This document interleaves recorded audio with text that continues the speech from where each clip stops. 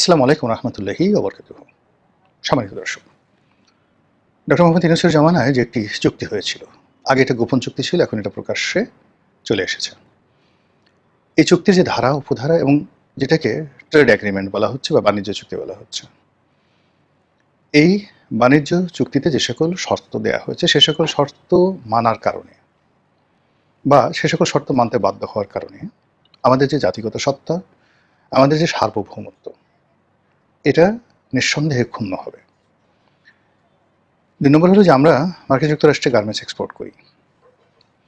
সেই garments export করে আমরা কয় টাকা লাভ করি, এটা একজন গার্মেন্টস ব্যবসায়ী হিসেবে আমি জানি। আমাদের দেশের গার্মেন্টস ব্যবসাটা একটা মোস্ট আনপ্রেডিক্টেবল বিজনেস। এখানে ৫ বছর টিকে থাকাটা সৌভাগ্যের বিষয়, ১০ বছর ২০ বছর টিকে থাকাটা ব্যতিক্রম। আর এই ট্রেডে সেই শুরু থেকে এ পর্যন্ত সম্মানের সঙ্গে মর্যাদার সঙ্গে টিকে আছেন এইরকম গার্মেন্টস মালিক নেই। ৮০-র দশকে ৯০-এর দশকে যারা এই গার্মেন্টস ব্যবসাতে যারা পাইনিয়ার ছিলেন, যেমন ধরুন অপেক্স গ্রুপ, আনিসুর রহমান সিনহা, তার কোম্পানিতে ১,০০,০০০ লোক চাকরি করতেন, দেউলিয়া। মেজর মান্নান, তার আজিম মান্নান গ্রুপ ছিল, পরে সানমান গ্রুপ হলো। মান্নান সাহেব দেউলিয়া। ফজলুল আজিম, হাতিয়ার যে এমপি ছিলেন, one of the biggest garments owner, দেউলিয়া। এভাবে কতজনের নাম বলবো? ১০০ জনের নাম বলতে পারবো, দেশি এবং বিদেশি বড় বড় কোম্পানিগুলো, যাদের কোম্পানিতে ৫০,০০০-এর উপরে লোক ছিল, ৫ বছর ১০ বছর পর দেউলিয়া হয়ে গেছে। কারণটি কি? এই শ্রমঘন একটি প্রতিষ্ঠান, যে প্রতিষ্ঠানে প্রচুর টার্নওভার হয়, প্রচুর লোক চাকরি করে, কিন্তু দিন শেষে মালিক শ্রমিক কারোর কিছু থাকে না। এবং আমাদের ব্যাংকগুলো, আমাদের রাষ্ট্র এখানে যে পরিমাণ বিনিয়োগ করে, এবং এই বিনিয়োগের একটা বিরাট অংশ আমাদের সাধারণ মানুষের কর থেকে সাবসিডি দেওয়া হয়। আর এই বিনিয়োগ করে আমরা যে এক্সপোর্ট করি গার্মেন্টসে, সেও কেবলমাত্র কর্মসংস্থান হচ্ছে, কিন্তু যে কর্মসংস্থান হচ্ছে, আপনি দেখাশোনা একটা রিক্সা চালালে মাসে ২০,০০০ টাকা ইনকাম করা যায়। এমনকি একটা বুয়া, যে বুয়া ৩ বেলা খাবার দাবার একটা বাসায় থাকে, খায়, সে ১০,০০০ ১২,০০০ টাকা ইনকাম করে বর্তমান জামানাতে, খাওয়া সহ। হয় সেটা গার্মেন্টসে সকাল ৭টার সময় যায়, রাত্রি ১২টা পর্যন্ত ওভারটাইম করে সাকুল্য একটা মানুষ ২০,০০০ টাকা ইনকাম করতে পারে না। ফলে ও, মানে গার্মেন্টসে যিনি ওয়ার্কার, তিনি সকাল থেকে রাত্রি ১২টা পর্যন্ত কাজ করে ১০ বছর ২০ বছর কাজ করে একেবারে শূন্য হাতে ফিরেন, কেবলই মাত্র কৃতদাসের মতো তাকে সারাটা জীবন এই গার্মেন্টসে বন্দী থাকতে হয়। গার্মেন্টসের মালিকরা একই অবস্থা। তারা ইউরোপ আমেরিকার যারা বায়ার, তাদের কাছে এইগুলো বিক্রি করেন, সেলাই করার যে পয়সাটা পান সেগুলো মানে খরচ বাদ দিয়ে ১০ থেকে ১৫%-এর উপর নেট প্রফিট করতে পারেন না। আর এই ১৫%-এর উপর ভিত্তি করে, মানে যে দামে সে বিক্রি করলো, একটা গার্মেন্টস সে বিক্রি করলো ১০০ টাকা, এখানে তার সিএম মানে কস্ট অ্যান্ড ম্যানুফ্যাকচারিং যেটা আছে, কাটিং অ্যান্ড ম্যানুফ্যাকচারিং, এতে দেওয়া হলো তাকে সর্বোচ্চ, তিনি যে লাভ করলেন ১০ থেকে ১৫ টাকা। এই ১৫ টাকার মধ্যে সরকারের 1% এআইটি রইল কত? ১ টাকা।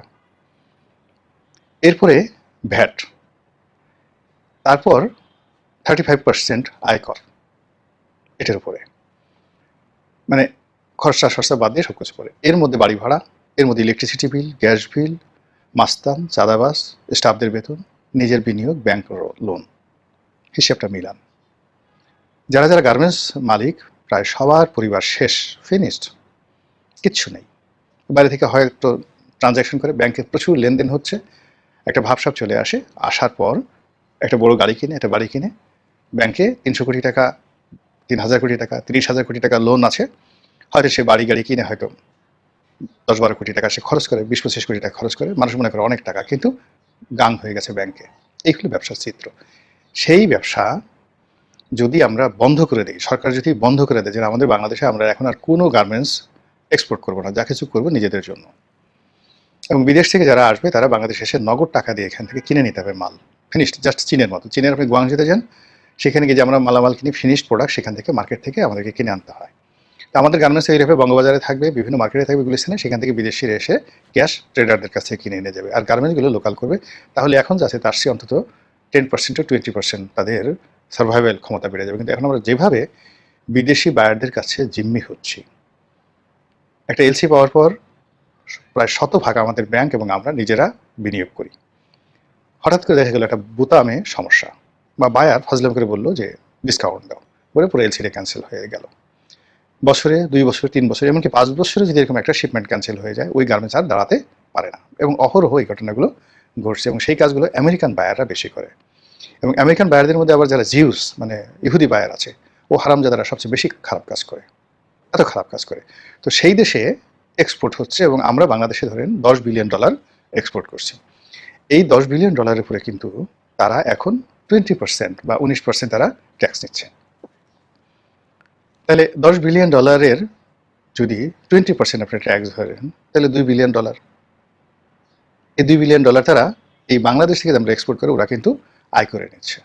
আর আমরা এই $10 বিলিয়ন এক্সপোর্ট করার জন্য আমাদের সরকারকে অ্যাটলিস্ট ইলেকট্রিসিটি, অন্যান্য পোর্ট, কাস্টমস, এগুলো তো কোনো ট্যাক্স লাগে না, এই বাবদ অন্তত পক্ষে বছরে আমরা $2 বিলিয়ন সাবসিডিজ দিই।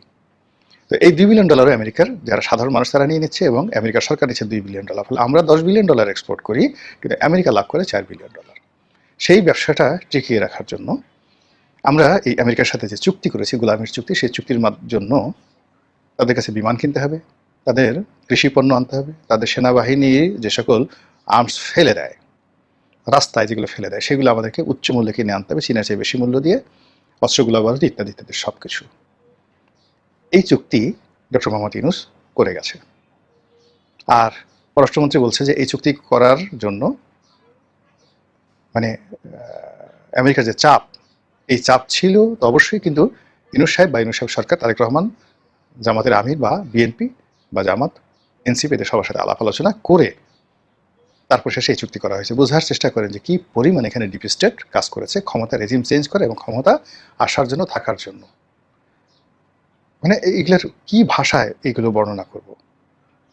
জবান সংযুক্ত রাখাটা, ক্রোধ সংযত রাখাটা, হৃদয়কে, এই যে কথা বলছি, বিশ্বাস করেন হৃদয়ের মধ্যে ধুক ধুক ধুক ধুক করছে। আমি এই দেশের মানুষ, আমার 14 গোষ্ঠী এই দেশে, আমার জন্ম হয়েছে, আমার বাপ দাদা 14 জেনারেশন, তাদের কবর এই দেশে। আমরা কখনো ওই কোনো বিদেশ থেকে, কোথাও থেকে আমরা আসিনি। এদেশের কৃষি, এদেশের সব কিছুর সঙ্গে আমার রক্তের জড়িত। ফলে এই দেশের জন্য আমার মানে কি বলবো, এদেশের জন্য আমার অনেক কিছু করতে ইচ্ছা করে, অনেক কিছু বলতে ইচ্ছা করে। আর এই দেশের বিরুদ্ধে যারা কাজ করে তাদের কাউকে আমার ভালো লাগে না, সে যেই হোক না কেন, ডাজ নট ম্যাটার। এখন দেখেন আমাদের দেশের এই এখন ডিজেল সমস্যা হচ্ছে, জ্বালানির সমস্যা হচ্ছে, বিদেশি লোন দেওয়া থেকে শুরু করে এই মুহূর্তে এই অর্থ বছরে আমাদের $10 থেকে $12 বিলিয়ন বিদেশি সহযোগিতা দরকার। আমাদের লোকাল বাজেটারি সাপোর্ট দেওয়ার জন্য, বিদেশি লোন দেওয়ার জন্য $10 বিলিয়ন দরকার, বাজেটকে সাপোর্ট দেওয়ার জন্য অ্যাটলিস্ট 2 লক্ষ কোটি টাকার বিদেশি সাহায্য দরকার। 8 লক্ষ কোটি টাকা যদি আমাদের বাজেট হয় এই বছর, তাহলে সরকারের যে রেভিনিউ আর্নিং বড় জোর 4 কোটি টাকা, 4 লক্ষ কোটি টাকা। বাকি 4 লক্ষ কোটি টাকা বিদেশ থেকে, 3 লক্ষ কোটি টাকা বিদেশ থেকে নিতে হবে, আর 1 লক্ষ কোটি টাকা সর্বোচ্চ আমাদের বাংলাদেশ থেকে নিতে পারবো আমরা। কিন্তু ইতিমধ্যে নোট ছাপানো হয়ে গেছে 20,000 কোটি টাকা, আর 1,26,000 না কত হাজার কোটি টাকা ব্যাংক থেকে লোন নিয়েছে এই 2 মাসে। সংসারটা আপনিও চালান, রাষ্ট্র তো একটা বড় সংসার, এখন আপনি মিলিয়ে দেন কিভাবে হবে। এই বিপদের মধ্যে আমরা আছি। এখন একটা টাকা মানে কি, একটা টাকা এক মুঠো ভাত, মানে 7 দিন না খাওয়া একজন মানুষের কাছে এক মুঠো ভাত যেভাবে মূল্যবান, তেমনি এখন একটা টাকা বাংলাদেশের সরকারের কাছে মূল্যবান। এই সময় এখন আমাদেরকে আমেরিকা থেকে বিমান কিনতেই হবে। বিমান প্রতিমন্ত্রীর কথা শুনলাম যে 15টা বিমান আমেরিকা থেকে কিনতে হবে, যার মূল্য প্রায় 40,000 কোটি টাকা। আর সেই চুক্তি থেকে বাদ দেওয়া যায় না, আল্লাহর হস্তে কি চুক্তি থেকে বের হয়ে যায় না। কেন ক্ষমতায় থাকতে হবে, কেন মানুষকে ভয় পেতে হবে, কেন আমেরিকাকে ভয় পেতে হবে? পৃথিবীতে কি এমন অনেক দরিদ্র রাষ্ট্র আছে না, আমাদের সেই দরিদ্র রাষ্ট্র যারা আমেরিকাকে তুড়িয়ে মেরে উড়িয়ে দেয়? পৃথিবীতে কি এমন অনেক নেতা আছে না যারা আমাদের সাথে অনেক অনেক মানে যাকে বলে প্রজ্ঞা, মেধা, কিন্তু সারাটা জীবন জেলে কাটিয়েছে? আচ্ছা, ইমরান খান কি ইচ্ছে করলে আমেরিকাতে আবেদন হিসেবে প্রধানমন্ত্রী থাকতে পারতো না?